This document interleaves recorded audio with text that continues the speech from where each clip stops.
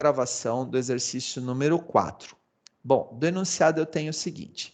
Na produção de peças, uma indústria tem um custo fixo de R$ 8,00, mais um custo variável de 50 centavos por unidade produzida, sendo X o número de unidades produzidas. Então, ele definiu aqui os valores que vão me determinar uma função, tá bom? Ele pede o seguinte, ó, escreva no caderno a lei de formação da função afim. Então, ele disse que é uma função afim. O que uma função afim tem? Valor fixo e valor variável, que é a taxa de variação, tá certo? Então, aqui, ó, vamos dar... Isso daqui que eu vou colocar, pessoal, é da teoria. Aliás, fica aí uma boa dica. Vai fazer um exercício, copia a teoria sempre que você precisar dela. Naturalmente, você vai gravando as definições, tá? A definição ela tem que ser gravada. Então, a função afim vai ser sempre desse jeito? Vai. Então, você tem que gravar isso daí, tá? Então, da teoria, para a função afim, eu tenho f de x igual a x mais b. O que é o A? O A é a taxa de variação.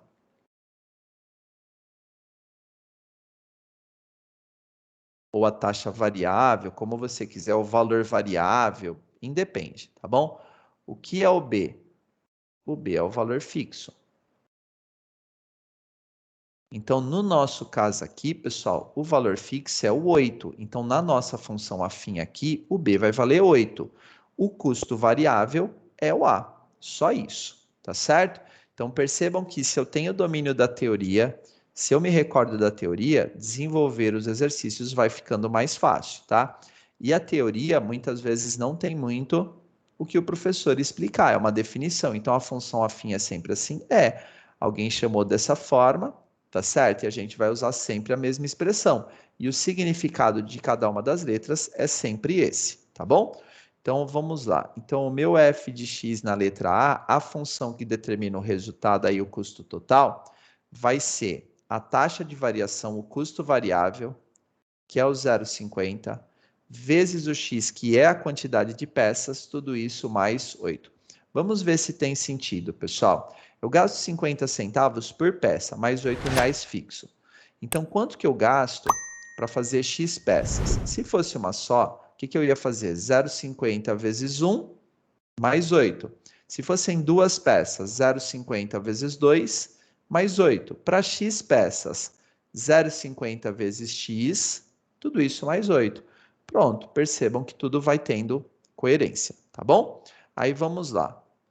Na letra B, ele pede na letra B para a gente indicar a taxa de variação.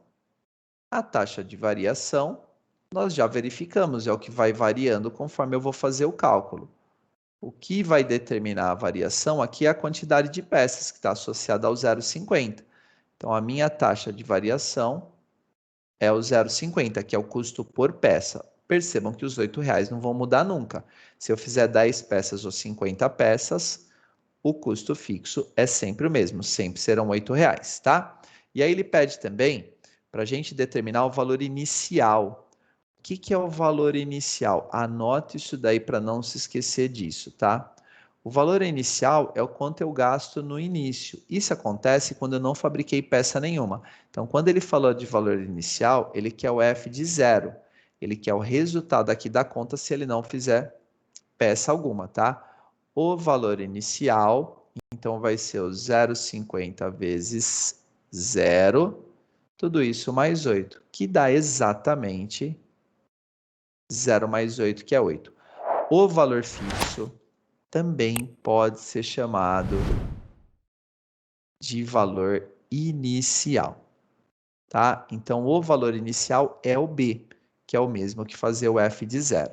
Então, professor, nem preciso fazer a conta, eu poderia ter colocado direto que o valor inicial era o 8, que é o valor do B? Poderia, sem problema algum, tá certo? Para a gente terminar, na letra C, ele pede para a gente calcular o custo para 100 peças. Então, o que ele quer, na verdade? Lembre-se, esses 100 peças aqui é a quantidade de peças, é o X, tá certo? Então, esse 100 aqui, ó, refere-se ao valor do X. Então, o que ele pediu para eu calcular na letra C? O F de 100. que é o resultado do custo total. Lembre-se que aqui a função f calcula o custo total, nesse caso para a fabricação de 100 peças. Então vai ficar 0,50, que é o que eu gasto por peças, vezes 100, que é a quantidade de peças, tudo isso mais 8, que é o custo fixo. 0,50 vezes 100 é 50, tudo isso mais 8, que é igual a 58. Prontinho, pessoal. Tá feito aí, então, o exercício 4.